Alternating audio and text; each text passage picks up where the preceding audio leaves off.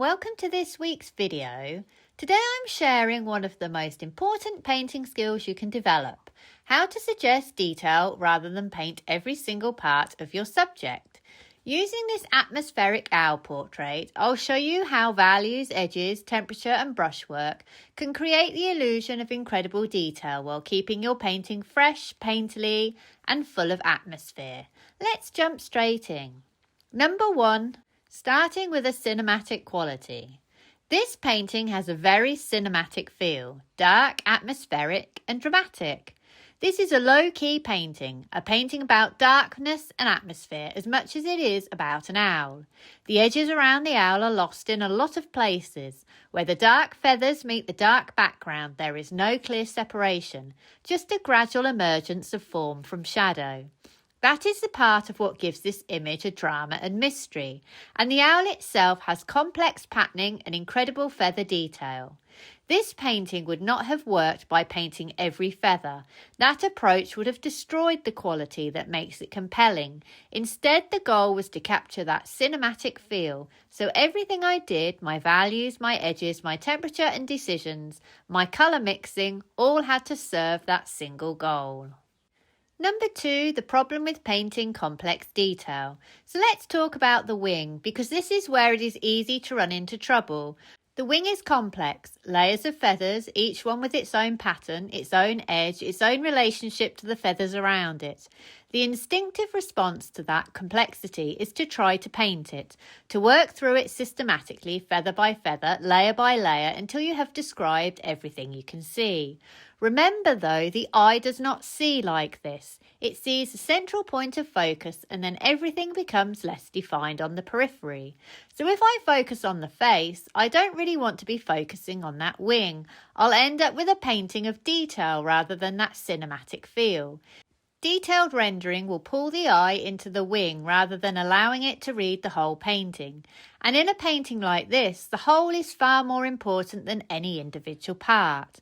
What gives the image its cinematic quality are darkness, atmosphere, lost edges, form emerging from shadow. This is what I need to focus on. There is also a purely practical problem.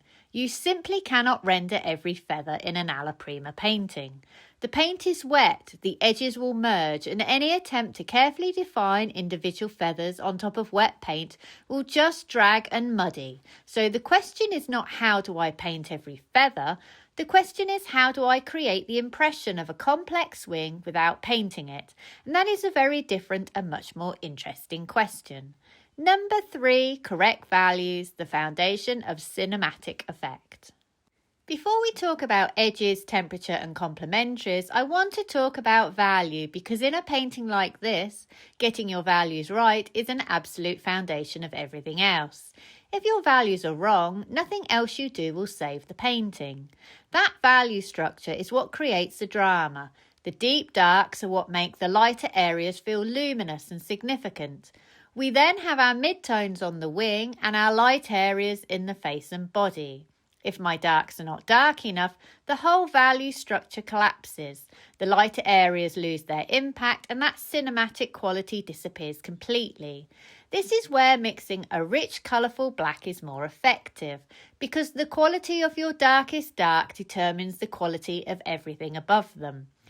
A black mixed straight from ivory black or lamp black will give you a dark that is flat and dead.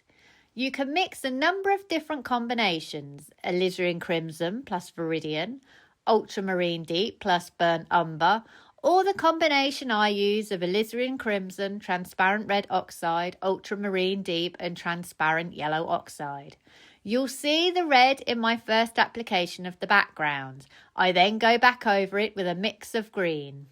A rich black mixed from complementaries gives you a dark that has depth, temperature and chromatic life. And because that colourful black is mixed from my colours that are already running through the rest of the painting, it is in harmony with everything around it. The other thing a colourful black gives you is temperature. A warm dark next to a cool dark creates separation and variety within your deepest values, which is essential in a low-key painting where so much of the canvas is sitting in that dark range. Number 4, Alla Prima and pulled edges. Alla Prima means working wet into wet in a single session, and when you are faced with a subject as complex as an owl's wing, the constraint is actually one of the most useful things you have. Alla Prima makes rendering impossible. You simply cannot carefully paint individual feathers on top of wet paint. The moment you try, the brush drags into what is underneath. The edges merge and the careful definition you are trying to create disappears. This forces you to be economical with the detail. When you cannot render, you have to think instead about what creates the impression of what you are seeing. I concentrated on the colour blocks, value changes and temperature shifts. I made sure I had enough paint on my canvas and pulled each section into each other. Often you need to know when to stop. Perfection is always not possible. You are not painting feathers, you are giving the eye just enough information to convince itself that is what it sees. If it works, leave it and move on. I also made use of lost edges too. In this painting, lost edges were happening constantly around the owl. Where the dark feathers met the dark background, there was no need to define an edge because the values were so close that the edge disappeared on its own. That is what gives the owl that quality of emerging from the darkness rather than sitting in front of it. The really important thing to understand is that lost edges and pulled edges both do the same fundamental thing. They allow the viewer's eye and brain to complete information that isn't fully there.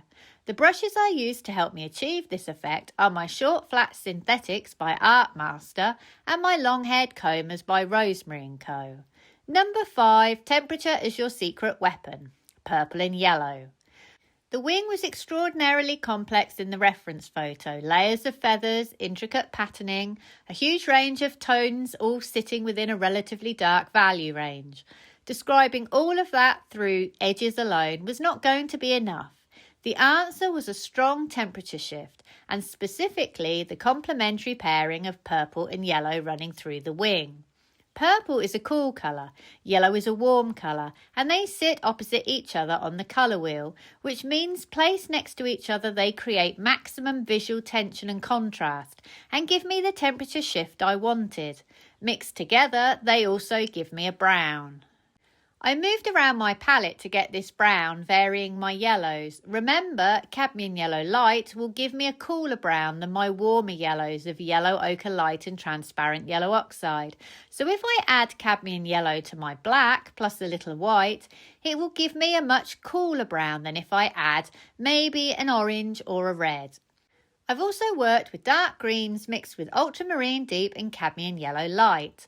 When placed next to my rich black that I have deliberately pushed warmer with my reds, it gives me that red-green complementary contrast and helps those feathers to emerge more convincingly from the shadows.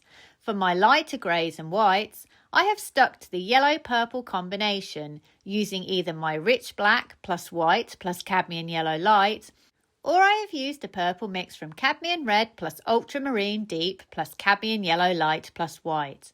That gives me all those grey shifts you can see in the face and on the chest. If you would like more information on how to mix browns and greys, have a look at this video on my channel. Number 6, the bigger lesson, suggestion over rendering. So let's finish with the bigger lesson sitting underneath everything we have talked about today. The eye and the brain are extraordinary tools. They're constantly completing information that isn't fully there, reading suggestion as reality, interpreting a broken edge as a feather, and temperature shifts as complex patterning. I hope you have enjoyed today's video and found it useful. Please like and subscribe so you don't miss future videos. You can find lesson opportunities on my website sarahhallidayart.com and also examples of my work. Thank you for watching and see you next week.